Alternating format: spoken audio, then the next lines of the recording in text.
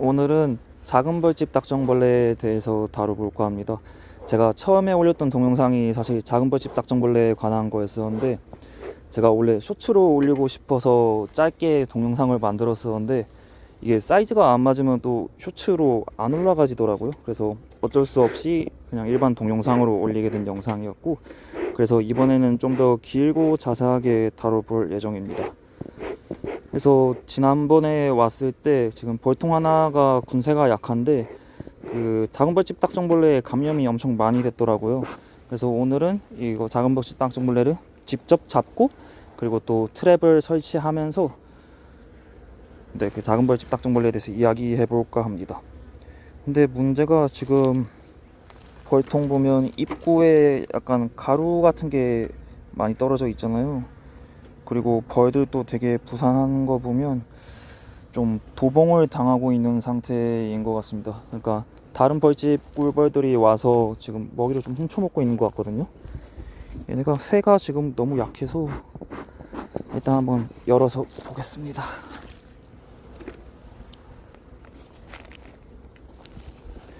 만약에 도봉을 당하는 벌통이라면 특징이 뚜껑을 열자마자 벌들이 좀 우수수 날아가는 게 있거든요. 그래서 다른 벌집들이 쳐들어왔다가 뺏어 먹으러 왔다가 갑자기 열리니까 이게 뭐야 하면서 다 날아가는 건데, 네, 도봉을 당하고 있는 것 같습니다. 좀 많이 날아가는 게 보이시나요? 어쨌거나 뭐 도봉도 도봉대로 문제지만 작은 벌집 딱정벌레의 피해가 크니까 이거를 한번 먼저 잡아봅시다.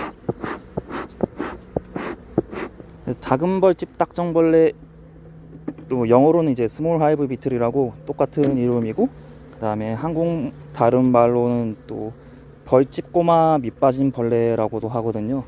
얘네가 딱정벌레 목에 이제 밑빠진 벌레과에 속하기 때문에 그런 이름이 또 붙었는데, 원산지가 이제 남아프리카예요. 근데 이게 1996년에 미국, 그것도 여기 플로리다에서 처음으로 발견이 돼가지고, 그러니까 미국에서 최초로 발견된 게 여기 플로리다였었고, 네, 그리고 우리나라에서는 뭐 계속 보인다 이런 말이 있다가 2016년에 이제 밀양에서 처음으로 정식 보고가 됐고요.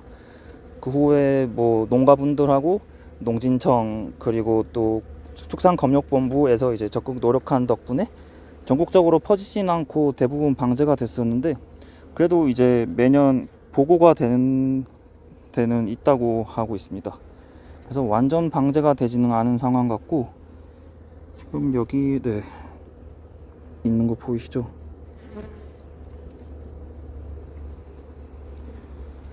그래서 여기 플로리다에서는 사실 얘네를 크게 신경을 쓰질 않더라고요. 얘네가 군세가 약한 경우에는, 그래서 작년에 제가 키우는 꿀벌 벌통 하나가 그 작은 벌집 딱정벌레 때문에 완전 죽었는데, 그거는 이제 영상 지금 잠시 보시는 바와 같이 엄청나게 번식을 많이 하게 됐는데, 이게 다 봉쇄가 약해서 생기는 거거든요.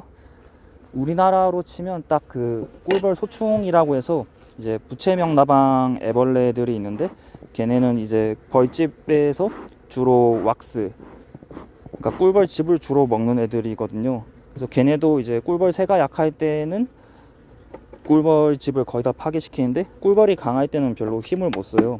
마찬가지로 작은 벌집 딱정벌레도 봉쇄가 약하면 이제 치명적이지만, 봉쇄가 강할 경우에는 별 문제가 되지 않아서, 그러니까 단순히 이제 벌을 강하게 키우는 것만으로도 방제가 가능하기 때문에 크게 신경을 쓰지 않고 있습니다, 여기 미국 사람들이. 하지만 지금 여기 벌들은 엄청나게 약한 상태이므로 제가 최대한 일단 손으로도 직접 잡고 트랩도 설치해서 처리할 계획입니다. 먼저 잡았는 애들이 빠져나가지 못하게 컵에 기름을 좀 붓겠습니다. 기름을 좀 붓고 이제 핀셋이랑 손으로 한 마리씩 잡아볼게요. 얘네가 이렇게 또 딱 꿀벌응애처럼 납작하고 그래서 잡기가 되게 어려워요. 꿀벌들 또 이제 얘네가 벌집에서 보이면 적극적으로 쫓아내려고 하는데 그 벌집 틈 사이나 이런 데로 숨어가지고 얘네를 잡기가 힘들거든요, 꿀벌들이. 네, 이렇게 딱정벌레고 잡은 애들은 이제 이렇게 기름에 한번 얼마나 잡히나 한번 보겠습니다. 그래서 얘네가 거의 벌집에 있는 모든 걸 먹습니다. 꿀벌집 왁스부터 화분, 꽃가루 하고 꿀, 심지어 꿀벌의 사체까지 다 먹거든요. 얌전히 먹기만 하면 그나마 나을 텐데 얘네가 먹고 나서 이제 소변을 누게 되는데, 그러니까 배설을 하게 되는데, 이 배설하는 거에 이제 또 다양한 박테리아가 있고 또 꿀에다가 소변을 누면 이제 꿀을 묽게 만들어서 꿀이 발효가 되면서 썩게 돼요. 그러면 이제 썩은 꿀은 벌집에서 흘러내려서 또 꿀벌들이 이제 이거를 제대로 처리를 못 하거든요. 그래서 더더욱 이제 벌집에서 감염이 많이 일어나게 되고 질병도 많이 돌게 되면서 이제 벌집이 파괴되는 구조입니다. 얘네가 어릴 때는 이제 애벌레일 때는 정말 나방 애벌레랑 비슷하게 생겼거든요, 소총 애벌레랑. 그래서 이제 벌집을 이렇게 벌집 안을 돌아다니면서 먹이를 먹으면서 다 파고 먹다가 이제 번데기가 될 때쯤이면 벌집에서 밖으로 나와요. 그래서 땅 속에 들어가서 번데기가 됐다가 이제 성충이 되고 나면 또다시 벌집을 찾아서 돌아다니는 거죠. 그래서 이 성충이 생각보다 잘 날기도 하고, 그리고 더듬이도 보면 되게 발달이 돼 있거든요. 그래서 꿀벌집을 잘 찾을 수 있어서 약한 벌집에는 피해를 많이 줄 수 있습니다. 이 벌통도 아마 그대로 유지하면 한 달 못 가서 그 작은 벌집 딱정벌레 때문에 다 파괴될 거거든요. 그래서 오늘 최대한 많이 잡아 보겠습니다. 와, 하나 더. 보이시나요? 얘네가 지금 꽃가루 저장해 둔 거를 다 먹고 있는 중인 거예요.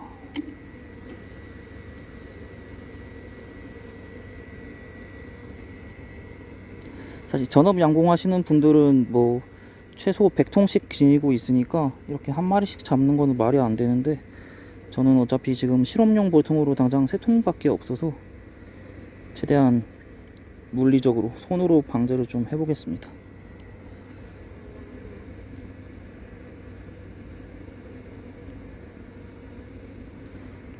참, 숨바꼭질하는 것도 아니고.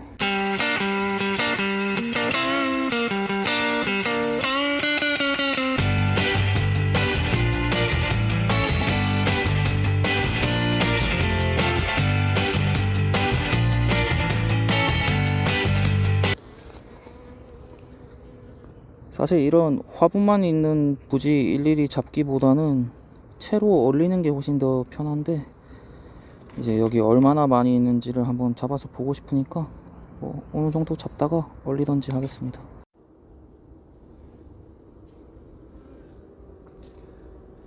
여기 잘 보일지 모르겠는데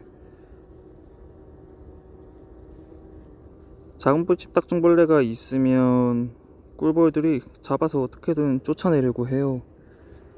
근데 이제 꿀벌이 잡으려고 하면 이제 빈 곳으로 쏙 들어가 버려서 계속 숨바꼭질만 하고 있는 상황입니다. 꿀벌 일벌들이 지금 방으로 머리를 넣어서 빼내려고 하는데 얘네가 너무 납작해서 빠지지가 않아요.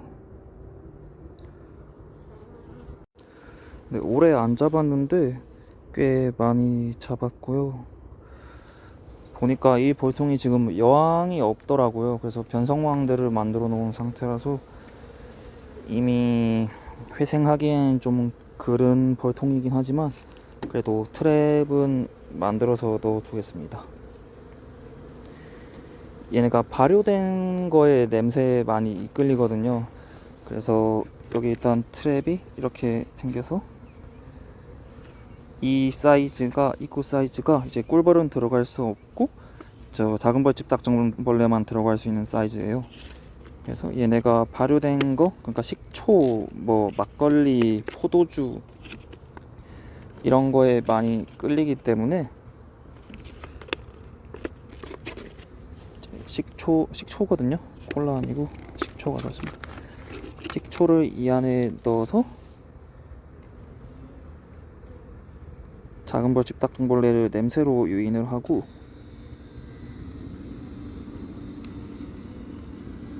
차는 거 보이시죠? 안 보이네.